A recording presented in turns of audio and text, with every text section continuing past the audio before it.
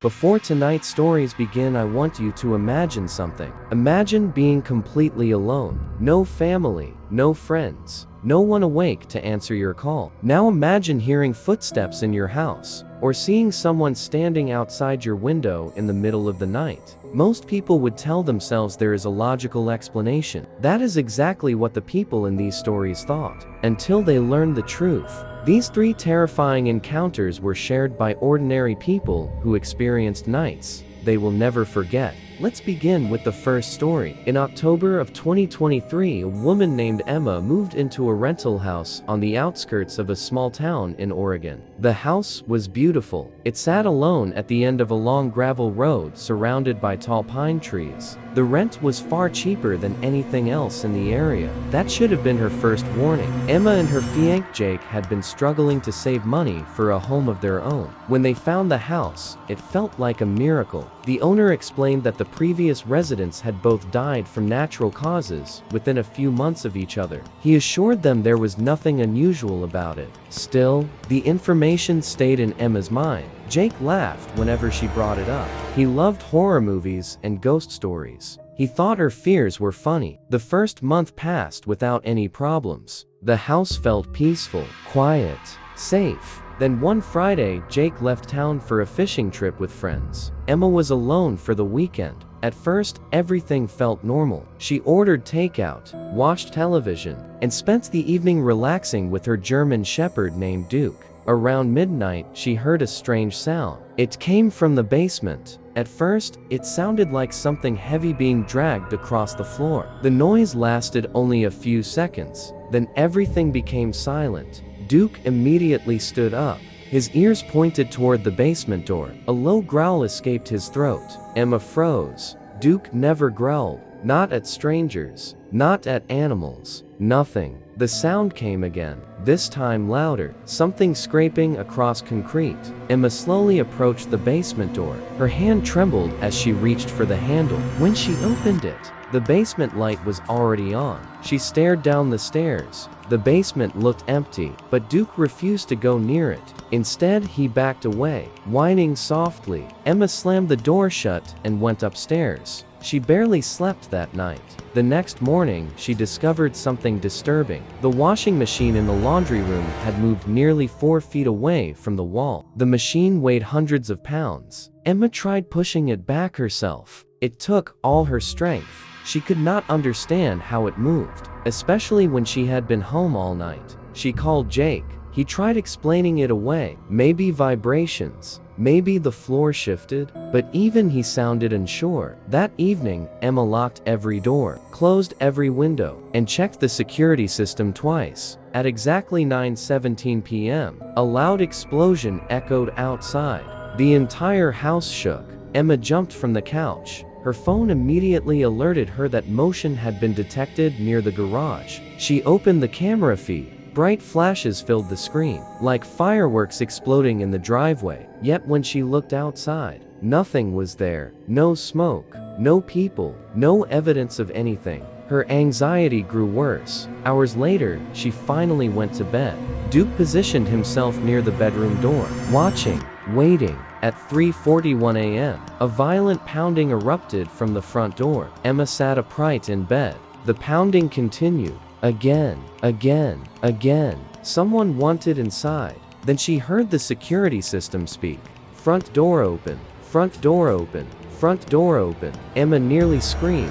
The front door had been locked. She was certain of it. Duke barked furiously. She grabbed her phone and called the police. As she waited, she heard footsteps moving through the house below. Slow, heavy, deliberate. The police arrived within minutes. They searched every room, every closet, every corner. Nothing. No intruder. No signs of forced entry. Only one thing seemed wrong. The basement door was open, and the basement light was on. Emma knew she had turned it off. The police dismissed it, but Emma never stayed alone in that house again. Months later, she moved away. To this day, she still has nightmares about hearing that security system announce, Front door open. In the middle of the night.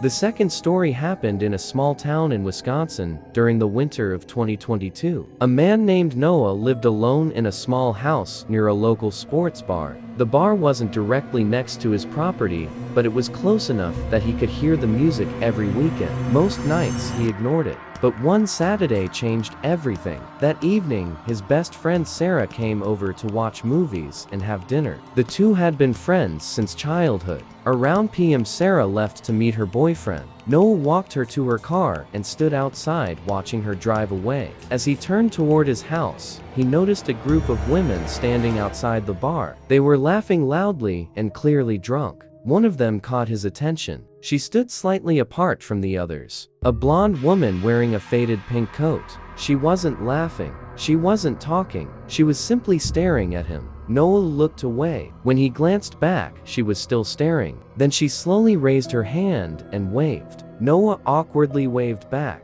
The woman smiled, then blew a kiss in his direction. The gesture felt strange, almost rehearsed. He immediately went back inside and forgot about it, or at least he tried to. Around a.m., a soft knock echoed through the house. Noah paused the video game he was playing. The knock came again. 3 gentle taps. He looked through the front window. Nobody was there. Assuming it was someone from the bar messing around, he ignored it. About 20 minutes later, he noticed something outside. The interior light of his truck was on. His driver's side door was slightly open. Annoyed, he grabbed a flashlight and headed outside.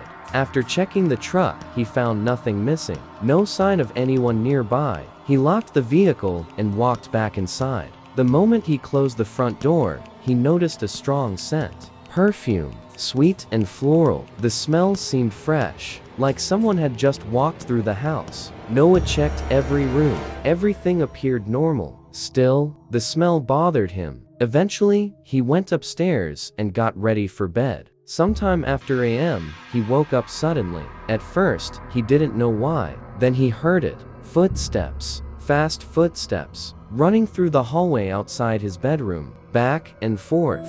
Back and forth. Then came the giggling. A woman's laugh. Soft, playful, and completely wrong for that hour of the night. Noah sat frozen in bed, listening. The footsteps stopped directly outside his bedroom door. Silence filled the house. Then, 3 slow scratches dragged across the wood. Noah immediately called 911. The dispatcher told him officers were on the way. While waiting, he grabbed a baseball bat from his closet. His hands shook violently. Minutes passed. Then he heard footsteps again, moving downstairs. He carefully opened his bedroom door. The house was quiet. Too quiet.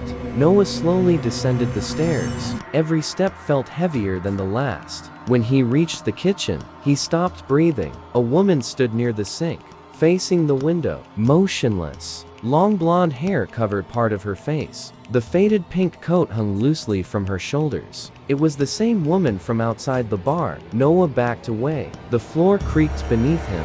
The woman froze. Without turning around, she spoke. Her voice sounded calm, almost cheerful. "I knew you would come downstairs." Then she slowly turned her head. The smile on her face stretched for wider than normal, far wider than any human smile should. Noah ran. He locked himself inside the bathroom and waited for police. The woman began knocking on the door, softly at first, then harder, then harder. "Open the door, Noah. I just want to talk. Open the door, Noah." The fact that she knew his name terrified him. Suddenly, the knocking stopped. Seconds later, police entered the house. The woman was gone. The back door stood open. Cold winter air rushed inside. Police searched the area, but never found her. The next morning, Noah visited the bar. When he described the woman, the bartender immediately recognized her. His expression changed instantly. Then he said something Noah would never forget. "That woman was here, but she left over an hour before you even arrived tonight."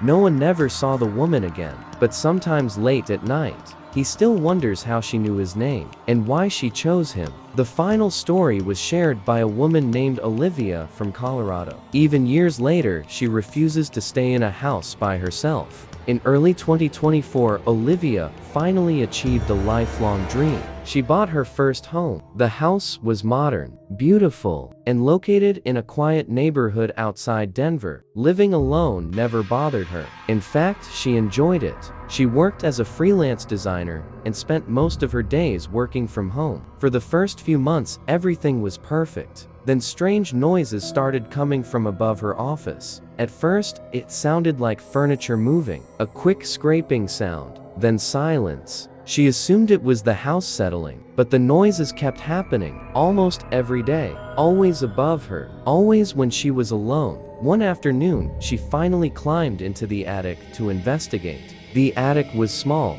dark, and completely empty, or so it appeared. After a quick look, she climbed back down, satisfied that there was nothing there. For a few days, the noises stopped. Then they came back, only louder. Now, it sounded like footsteps, slow footsteps, moving directly above her bedroom.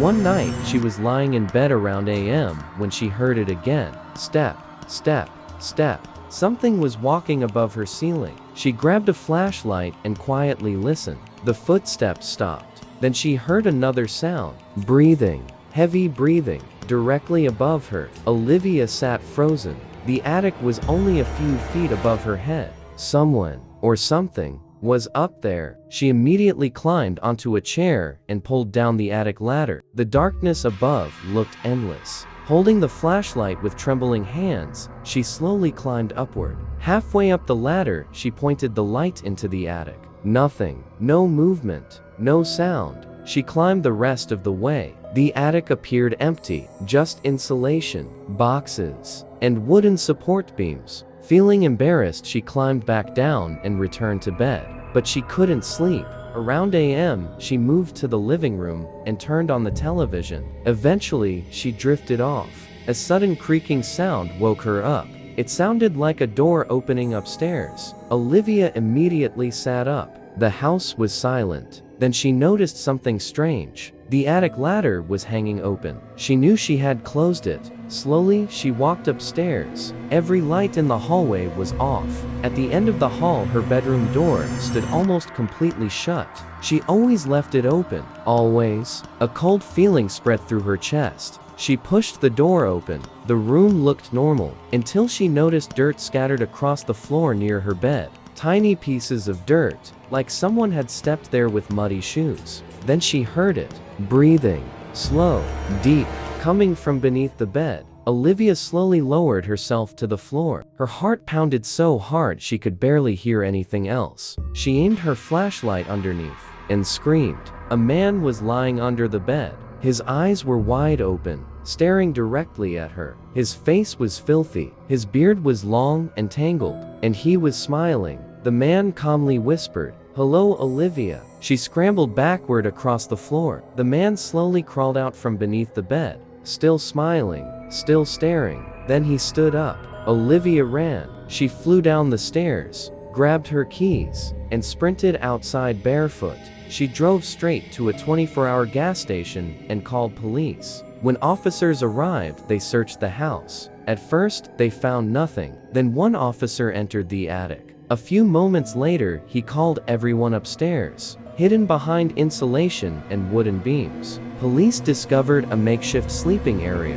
bottles of water, empty food containers, blankets, and several photographs. Photographs of Olivia. Photos taken through windows. Photos taken inside the house. Photos taken while she was sleeping. The man had apparently been living in the attic for weeks, maybe longer, but the most terrifying discovery came next. One of the photographs showed Olivia sleeping in bed. The timestamp on the image was from the previous night, which meant while she was asleep, the man had climbed down from the attic, walked into her room, and stood beside her bed, watching. Police never found him. He disappeared before they arrived. No fingerprints, no name, no clues, nothing. Olivia sold the house 6 months later. Today, someone else lives there, completely unaware of what happened inside those walls. And somewhere out there, the man who lived above her ceiling remains free, still watching, still waiting. Those were tonight's 3 terrifying true horror stories. If you enjoyed this video, make sure to subscribe and turn on notifications so you never miss a new nightmare. And if you have a real scary experience of your own that you would like featured in a future video, you can send it to my email. The email address is in the description below. Stay safe, stay alert,